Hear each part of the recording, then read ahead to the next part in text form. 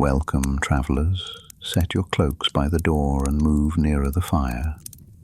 We'll keep our voices low and tell a tale of what if. What would have occurred if Tywin Lannister had been captured by Robb during the War of Five Kings? At first light on the Green Fork, a Lannister cook lifts a pot, curses the burned porridge, and then the whole camp jolts, horn from the west, horses snapping tethers, tent ropes yanked in the wrong direction. Tywin Lannister steps out already armoured. He's steady until his gelding plants into a hole, stumbles, and throws him hard into a baggage chest. He rolls to a knee, visor crooked, reaching for a sword that isn't where it should be. Daisy Mormont comes in from the smoke with a spear levelled at his throat. Her breath fogs. Great John Umber's hand lands on the ash-rough shaft before she drives it home. "Alive!" he barks, not taking his eyes off Tywin's face. The ring of red cloaks closes, too late. By the time they realize who's kneeling in the mud, northern riders have split the tent lines and the camp is folding like wet parchment. They sit Tywin on a three-legged stool in Robb Stark's command tent. The place smells of wool, damp leather and onions. Tywin asks for wine. He gets water. He drinks it without comment, eyes ticking over the map on the table, while Robb dictates orders to the Blackfish. Catelyn stands quiet, watching both men like a mother hen who knows the fox can talk. "This ends one of two ways," Robb says finally. "With my father home, or with more sons buried."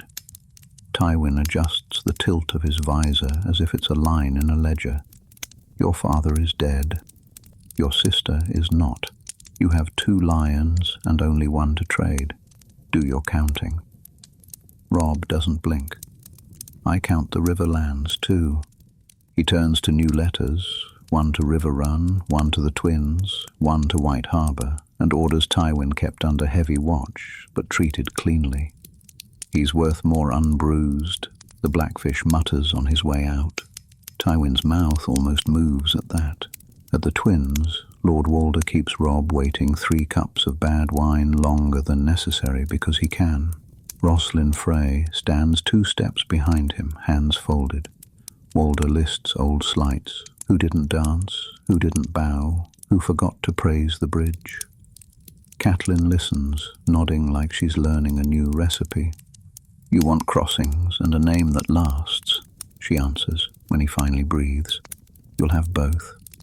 The North keeps its word. Robb will wed Roslyn, and I will see Frey blood warmly placed where it will be seen." Walder's eyes slide to Robb. Robb takes Roslyn's hand right there in the drafty hall. It's awkward, honest, and exactly what the old man needs to see. He grunts, which is how he says yes. Roose Bolton requests the honour of pushing the Ironborn out of the North. Robb thanks him and sends the Great John and Manderley men instead. Later, in a quiet passage, Catelyn says, "Keep him close." Robb answers, "I intend to." In King's Landing, Joffrey throws a goblet and dented gold skitters under a chair. Cersei wants a counter-attack yesterday. Tyrion plants his hands on the small council table and says, "If you have a secret army under the throne we forgot to feed, please, surprise me. Otherwise we pick the battles we can win Littlefinger volunteers to fetch Tyrell sunshine." Varys coughs into a sleeve in a way that sounds like a laugh. The Ironborn take their shot while ravens crisscross the map. Torrens Square burns at the edges. A woman beats a raider with a broom and pays for it. The Great John's riders roll in at dusk, voices loud enough to rattle shutters. A week later, Theon Greyjoy is dragged into Winterfell's yard, wrists raw. He tries to smile and can't. Ramsay Snow presents himself with the smugness of a man sure he's the cleverest person alive. Robb listens for exactly as long as courtesy demands, then has him hanged at sunrise. Rose stands there, pale eyes unreadable, and says nothing. He never does. The Blackwater is heat, panic, and a taste you can't wash out. Tyrion lashes a chain across the river, places wildfire where sane men wouldn't, and bullies half the city into living through the day. When the green fire runs, the cheer on the walls sounds like fear turning into relief. Stannis doesn't break until the Tyrell banners appear.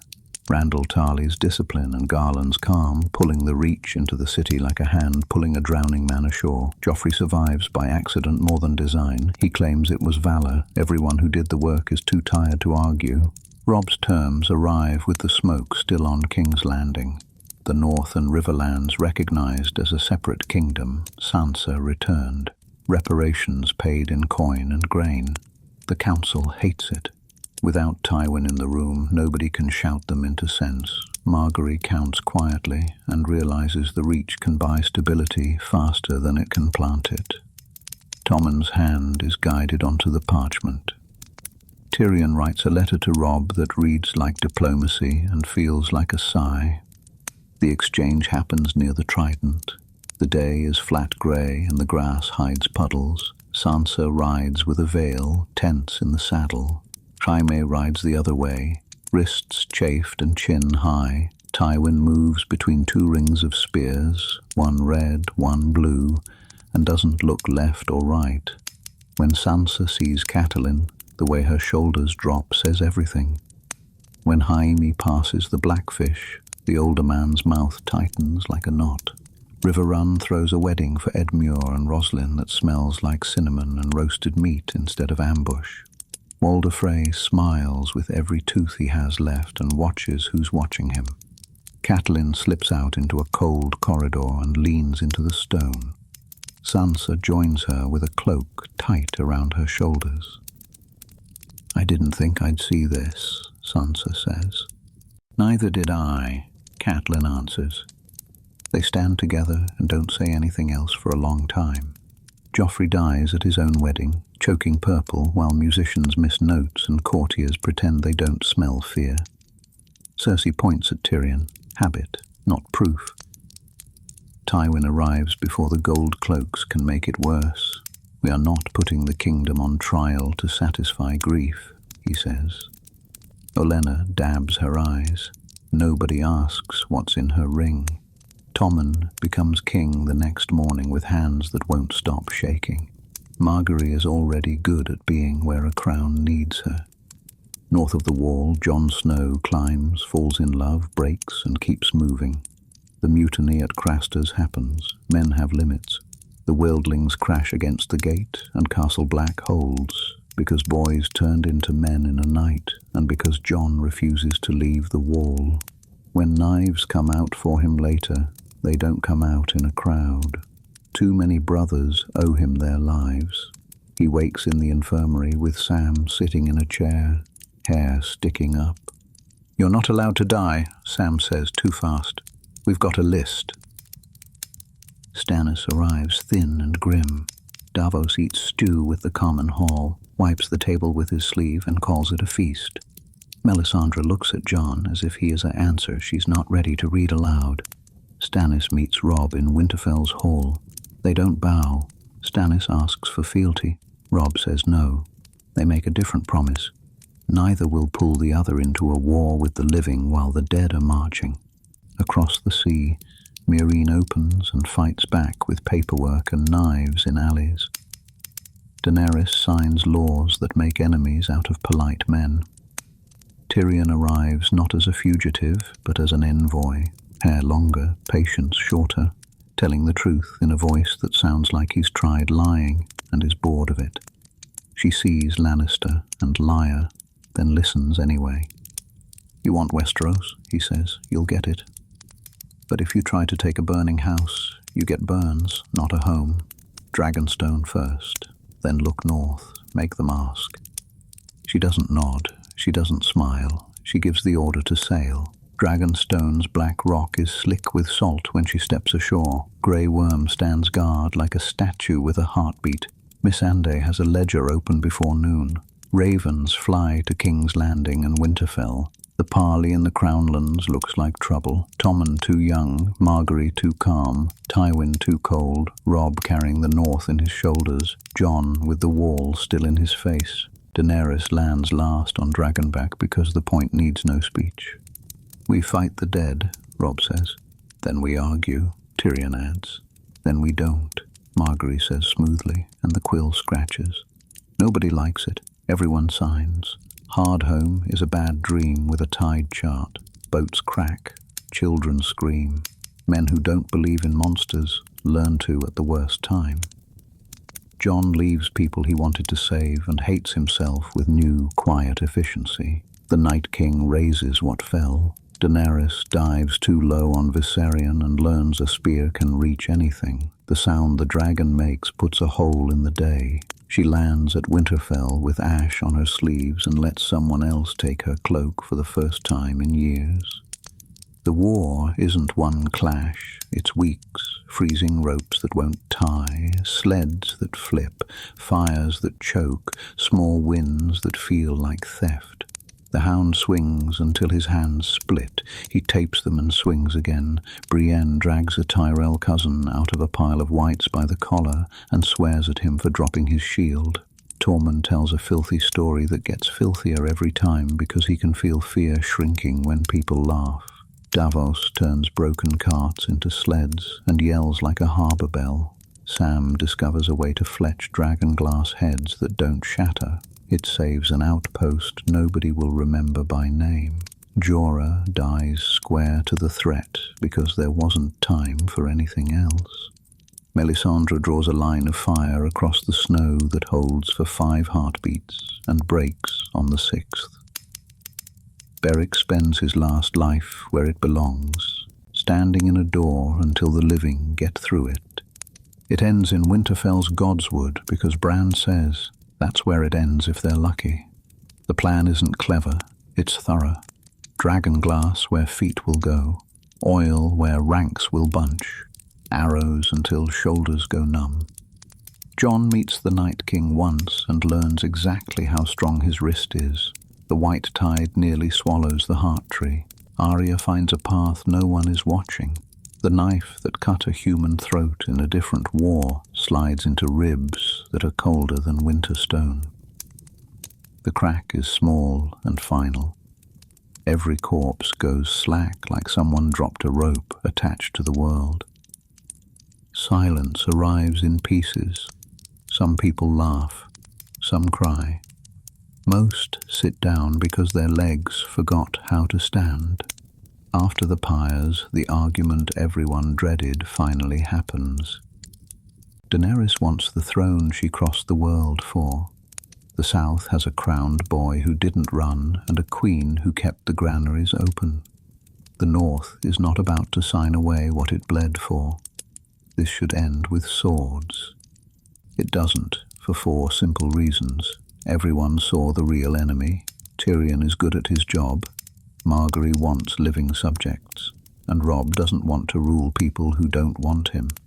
They call a great council at Harrenhal because it's big and nobody loves it. The hall smells like wet stone, ink and boiled beef.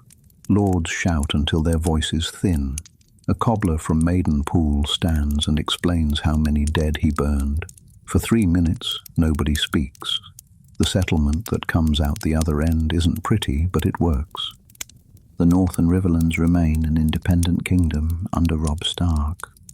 The Southern Kingdoms stay together under King Tommen and Queen Margaery, with a stronger small council and a hand who can be voted out. Tywin keeps the job because even his enemies admit he does it well, and because the new rules make him answerable. Daenerys takes Storm's End and Dragonstone with a title that isn't the Iron Throne, but does what she wants. No slavery on any ship in any Westerosi port, and a permanent fund to keep the wall garrisoned without begging. Cersei tries to blow it up the usual way.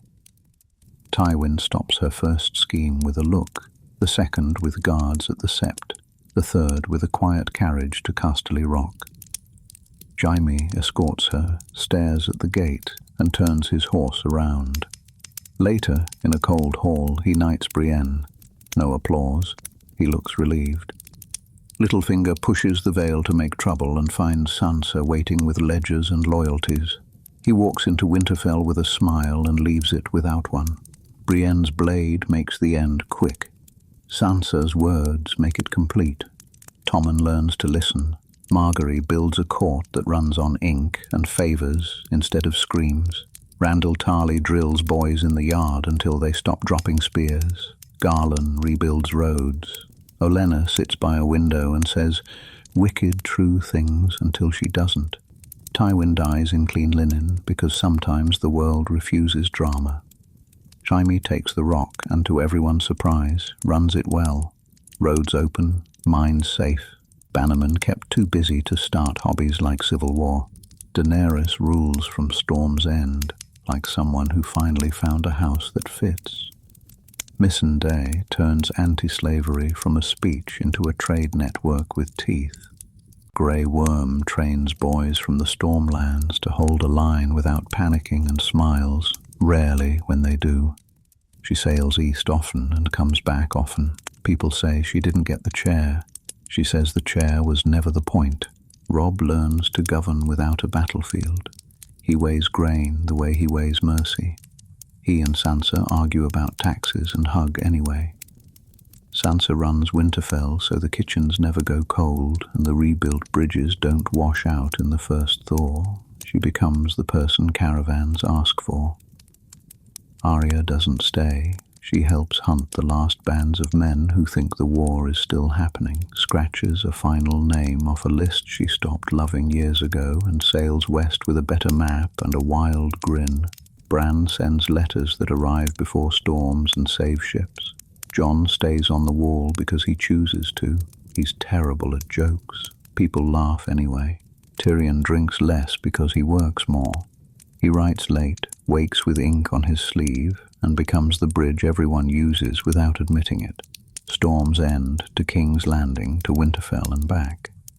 When he visits Dragonstone, he stands on the icy rampart with Daenerys and says, "You could have burned it all." She says, "I was tired of ash." When he visits Winterfell, he plays a poor game of Saivas against Sansa, because she's better now. When he visits King's Landing, he and Margaery trade barbs about public fountains. He carries a world in small steps. Theon Greyjoy never forgets the yard at Winterfell. He works until his hands blister rebuilding the harbour at White Harbour and doesn't ask for forgiveness out loud. Yara brings ships north to trade instead of raid and argues policy with Sansa by letter until they enjoy it. Years pass without anyone calling them peace. They're just years where people are busy with living. If you want the clean beginning and the clean end, it's this. Beginning. At dawn on the Green Fork, Tywin goes down in the mud and a northern spear stops one breath short. Robb chooses treaty over revenge and pays for it in patience. End. A council in a cold hall writes a world that doesn't collapse when someone sneezes. The wall is manned and paid for. Slavery is a crime, not a rumor. The North stands on its own feet. The South keeps a crown that feeds people first. And the woman with dragons rules a coast that listens. There are still funerals. There are still fools. But there are fewer pyres than the tale you know, and more roofs that don't leak. One night, many winters later, Robb walks Winterfell's wall with Grey Wind's last son pacing at his side. He looks east, where caravans pick their way under lanterns, and south, where a road stays smooth past spring. In the great hall, Sansa argues with a steward about grain weights and winds. At the wall, Jon pours 2 mugs, hands one to Tormund, and pretends not to smile. At Storm's End, Daenerys stands on the rampart and watches ships come in under a flag that means you won't be chained here. In King's Landing, Tommen signs a decree, and Margaery makes sure the ink dries before anyone touches it.